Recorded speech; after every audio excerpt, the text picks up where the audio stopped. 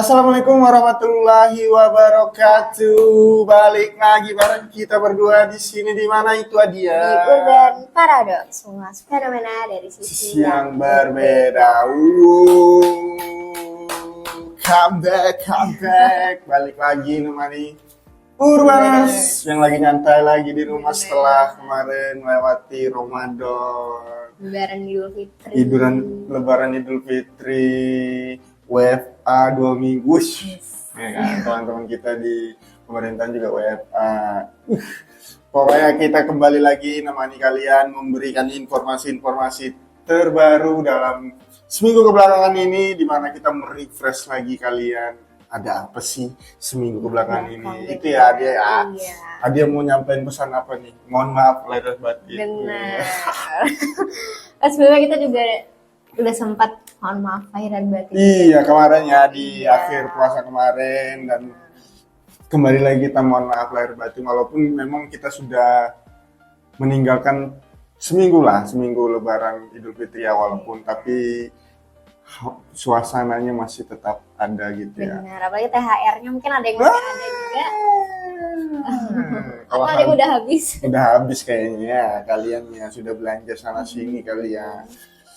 Apalagi sekarang kita bawain berita tentang yang sempat ramai akhir-akhir ini nih buat teman-teman, apalagi yang kerjanya di bidang kreatif, pasti gak mengikuti lah. Benar, mengikuti berita ini nih. Yang pertama ada Amsal Sitepu resmi divonis bebas dari dugaan korupsi. Oke, kenapa tuh dia coba baca? Jadi Majelis Hakim Pengadilan Negeri Medan resmi menjatuhkan vonis bebas kepada Amsal Kristi Sitepu dalam perkara dugaan korupsi pembuatan video profil desa di Kabupaten Karo, Sumatera Utara pada Rabu 1 April 2026 kemarin.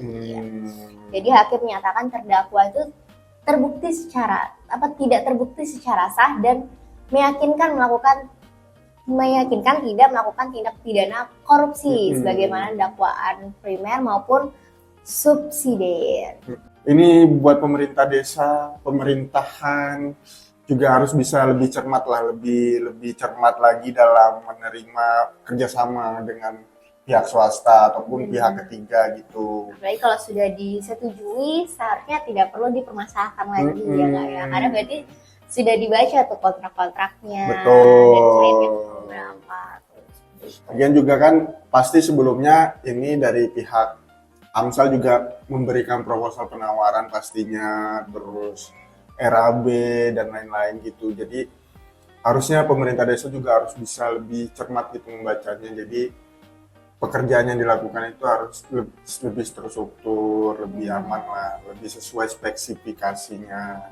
Jadi nggak ada lagi yang kayak gini-gini gitu. Ini pelajaran buat semuanya ya, buat kita pihak ketiga, pelaku kreatif, terus buat pemerintah desa maupun pemerintah kabupaten, daerah dan lain-lainnya.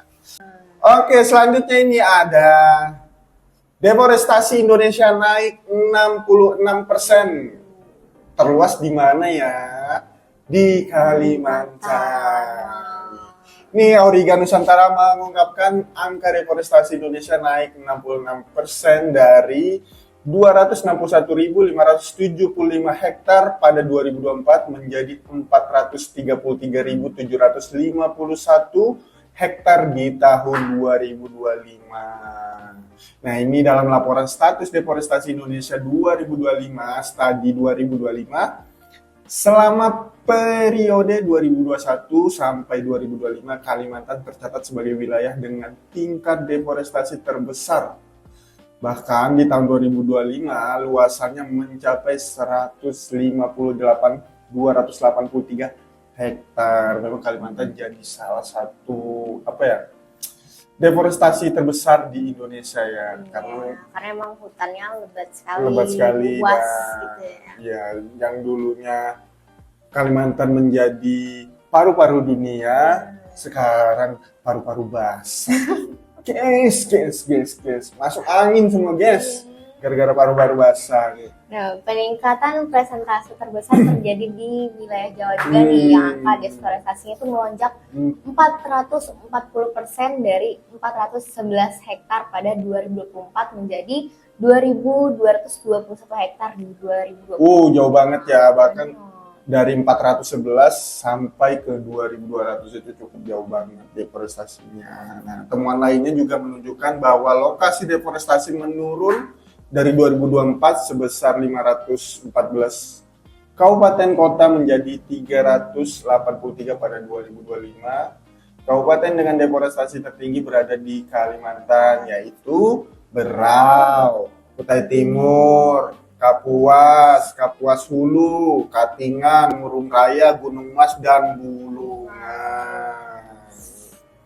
Nih, serta Papua ada di Sorong dan Merauke yang mencakup 95.733 hektar atau 22% dari total deforestasi nasional. Ini menunjukkan bahwa Indonesia semakin semakin gersang. Benar, makanya satu orang mataharinya ada kayak masing-masing 5 gitu ya. Bahkan daerah-daerah Berau ini jadi salah satu daerah wisata juga di Kalimantan Timur, tapi harus juga menjadi salah satu daerah yang deforestasinya cukup tinggi. Nah, ini terlalu ya. Ini namanya paradok, guys. Di balik keindahan ada keusangan. Gini Ini harusnya jadi perhatian pemerintah juga, bukan seharusnya ya, emang harusnya tuh. Emang udah seharusnya. Udah seharusnya, karena memang ya kita tahu lah hutan itu memberikan oksigen ya. Benar, memberikan banyak sekali manfaat buat kehidupan kita. Entah itu mengatasi banjir, udara juga jadi lebih bersih. Terus itu juga kan tempat tinggal para hewan-hewan, entah yang itu emang banyak atau juga yang dilindungi bahkan. Nah ini ya semoga aja tidak sudah 66%, gimana kalau sampai 100%, tinggal 44% lagi hutan Indonesia bakal habis, guys. Entah di tahun 2000 berapa, 2045 mungkin Indonesia emas atau Indonesia cemas. Wah. Iya, emas karena tanahnya udah coklat kuning-kuning. Karena udah habis, juga buat habis ya hutannya. Waduh. Selanjutnya ada apa dia? Menteri Ketenagakerjaan anjurkan WFH untuk pegawai swasta nih. Kan sempat viral juga kan yang ASN bakal WFH nih. Jadi bakal ada long weekend. Oh iya, karena kemarin Menteri Koordinator Perekonomian itu Airlangga juga mengumumkan kalau ASN atau semua pegawai-pegawai ASN itu kerja normalnya dari Senin sampai Kamis. Jumatnya WFH, Sabtu Minggu libur tetap. Jadi kerja padatnya Senin sampai Kamis gitu. Ini untuk mengantisipasi mereka untuk penghematan BBM. Tapi ini jadi sorotan juga, dimana karena takutnya malah digunakan buat tidak. Gimana? Ya. Kalau mau weekend itu mereka buat jalan-jalan kan jadi nggak hemat ya. Iya. Yang harusnya kalian di rumah aja gitu hemat BBM, malah pulang kampung gitu ya. Karena lumayan ya 3 hari ya kan. Iya. Pergi pagi Jumat atau Kamis sore tuh. Kamis sore pergi, terus Minggu malam sudah sampai lagi di rumah, tidur, besok kerja lagi. Ya itu sih, tapi ASN kita harusnya mereka nggak mungkin mereka tetap bekerja sesuai isi kantong. Nih, menurut Yasir Lew, fleksibilitas dalam pengaturan kerja menjadi momentum untuk mendorong adaptasi terhadap pola kerja baru yang lebih efisien serta mendukung penggunaan energi secara bijak di lingkungan kerja pada berbagai sektor usaha. Selain itu, pemberlakuan WFH terdapat pengecualian bagi beberapa sektor seperti energi, kesehatan, infrastruktur, dan sektor pelayanan masyarakat, retail atau perdagangan, industri dan produksi, jasa, makanan dan minuman, transportasi dan logistik hingga keuangan. Nah ini Ya. lumayan banyak ya Ini pengecualiannya. lintas sektor gitu ya selain itu ya Benar. pergerakan antara kecuali. Oh, oke. Karena memang pelayanan harus tetap jalan gitu ya.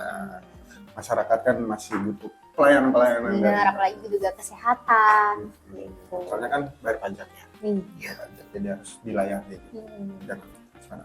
Kalau WFH pakai apa? Kenapa kita ke rumah dokternya langsung gitu ya? Nggak mungkin. Nggak mungkin kan. Selanjutnya ada ini. Selanjutnya ada Indonesia bakal pinjamkan 2 komodo ke Jepang dan akan ditukar dengan panda merah dan jerapah. Wow. Yes. Ngomong-ngomong kakak udah pernah ke Taman Safari gitu belum? Belum. Sama lagi. Kapan ya di Kalimantan ada? Nunggu banget nih. Tapi ada sih di dekat sini di rumah temanku gitu kan, teman-temanku tuh kan kayak binatang. Oh iya. Astagfirullahaladzim, jangan. Itu teman-teman kesayangan saya. Tapi boleh ditukar juga sama komodo. Biar lebih berharga ya. Nih, Kenapa? Indonesia bakal meminjamkan sepasang komodo ke Jepang untuk beranak pinak. Oh. Sebagai imbalannya, Jepang bakal mengirimkan satwa favorit publik mereka yaitu jerapah dan panda merah ke Indonesia. Oke. Ini tuh merupakan kesepakatan antara Kementerian Kehutanan RI bersama pemerintah Prefektur Shizuoka, Jepang. Kedua pihak sepakat bekerja sama dalam perlindungan dan konservasi satwa liar dengan fokus pada program breeding lawn komodo atau Varanus komodoensis. Oh, ini pertukaran gitu ya, mereka Bener. menukarkan binatang-binatang eksotis di masing-masing negara gitu. Indonesia komodo, kalau di Jepang ada jerapah sama panda merah. Benar.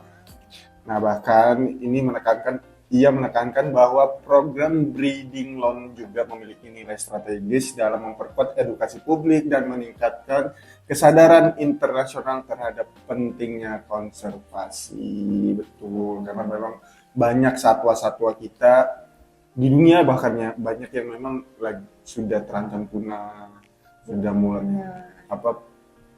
perkembangbiakan mereka sudah nggak ada lagi, generasi mereka nggak ada lagi. Jadi ini konservasi menjadi salah satu hal penting gitu yang harus dilakukan oleh mungkin masyarakat Indonesia ataupun masyarakat dunia.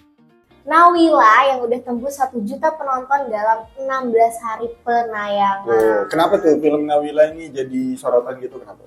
Nah, karena film Nawila ini film yang untuk segala usia. Nah, film Nawila ini diadaptasi dari buku berjudul yang sama, karya dari Reda Gaudiamo. Nawila ini mengisahkan keseharian anak kecil aja yang berusia 6 tahun, tapi itu dengan penuh rasa ingin tahu selayaknya anak kecil pada umumnya.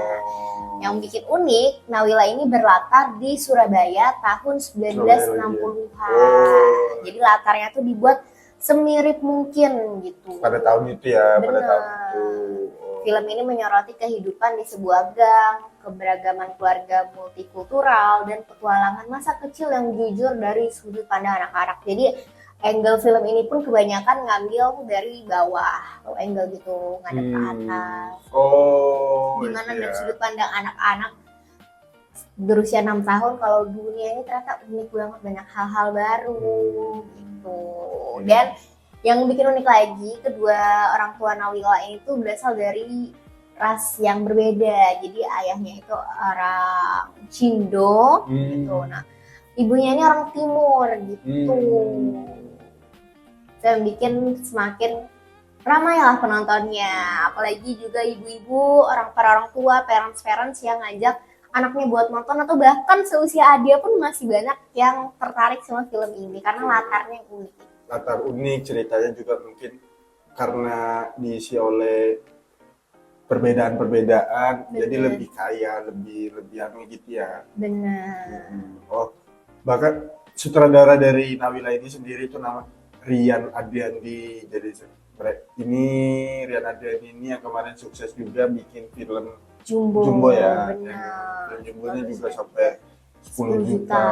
Bahkan udah sampai ke luar negeri juga tuh.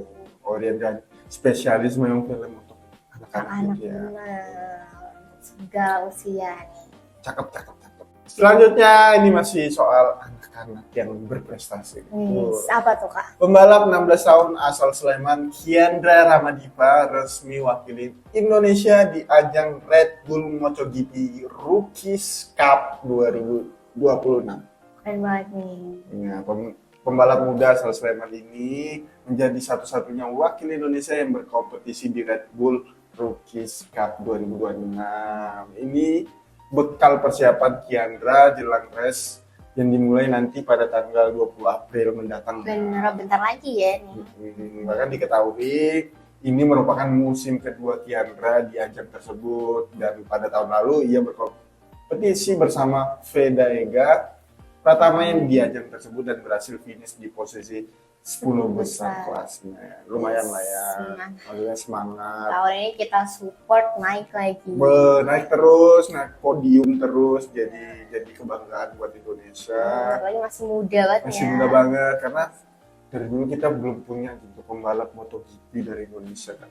Kalau sampai ada, wah. Bagi kita kan sudah punya sirkuit, sudah punya sirkuit MotoGP sendiri di Mandalika. Udah disupport banget tuh. Alangkah indahnya, sempurnanya Indonesia.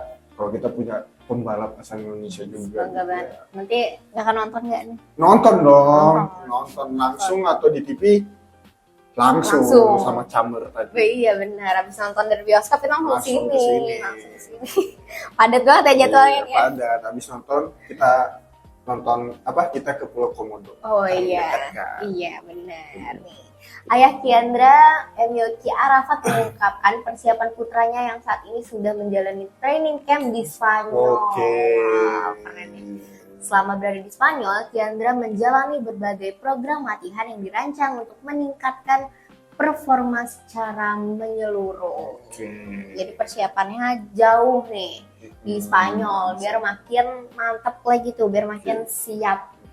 Karena memang Spanyol jadi salah satu juga kiblat MotoGP gitu ya, banyak pembalap-pembalap yang lahir dari sana. Contohnya Siapa? Pak? Jorge Lorenzo. Bujur kan tuh. Buat anak-anak muda yang mungkin dari kecil juga suka nonton MotoGP kayak gini, bisa nih ditiru atau dijadikan role model. Jangan balap liar ya, dan balap liar patah. Membahayakan diri sendiri dan sekitar. Tuh, Jogja memang istimewa, sesuai daerah istimewa Jogja. Benar, Kiandra ini kebetulan dari Jogja ya. Kebetulan dari Jogja, maju terus balap motor Indonesia. Oke, teman-teman, mungkin sampai di sini dulu kita temani kalian. Semoga sedikit banyaknya bisa merefresh kalian Apa aja berita-berita sih yang terjadi di Indonesia seminggu kebelakangan ini, biar kita tidak terlalu bias dengan kehidupan. Bener. Waduh. Oke semuanya, sampai jumpa lagi bareng kita, balik lagi nanti di minggu depan dengan berita-berita yang lebih fenomenal, lebih hot, lebih unik lagi, dan semoga selalu ada berita-berita bahagia, berita-berita positif, baik. Semoga Indonesia selalu menjadi negara lebih baik lah, berita-berita yang muncul tuh lebih positif. Betul. Pekan ini. Oke semuanya, sampai jumpa. Assalamualaikum warahmatullahi wabarakatuh. Dadah.